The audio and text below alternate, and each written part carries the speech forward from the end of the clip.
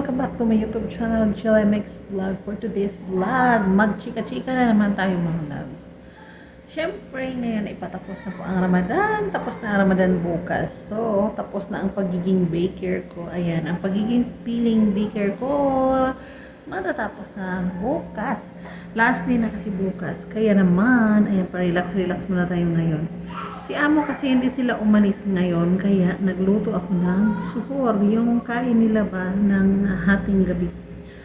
Tapos ako, hindi pa sila kumakain, kaya naman naisipan kong mag-vlog-vlog muna ako dito kasi para may content na rin.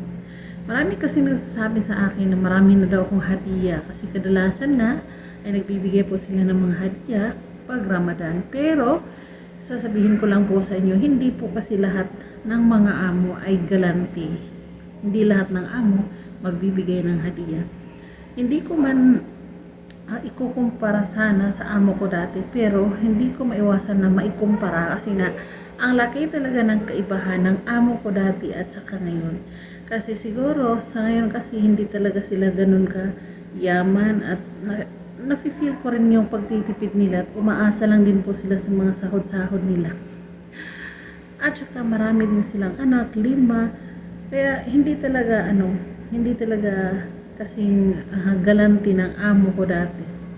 Kasi yung amo ko dati talagang mapagbigay, may kung gusto niya. Kung maisipan niya mamigay siya. Pero dito hindi, kasi last Ramadan kasi ay naranasan ko naman na nag-greet lang yung amo kong lalaki sa akin, wala namang bumigay. Pero okay lang yun, naintindihan ko naman yun.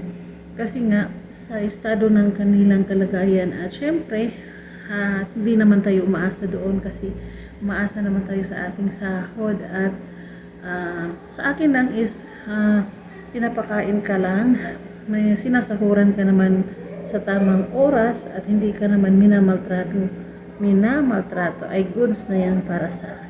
Kaya sa mga nagtatanong, kung marami akong hadiah, hindi ko po inaasahan kasi baka yung expectation ko ba is mataas tapos pag bumagsak, malaki pa naman ako, baka kumakalabog.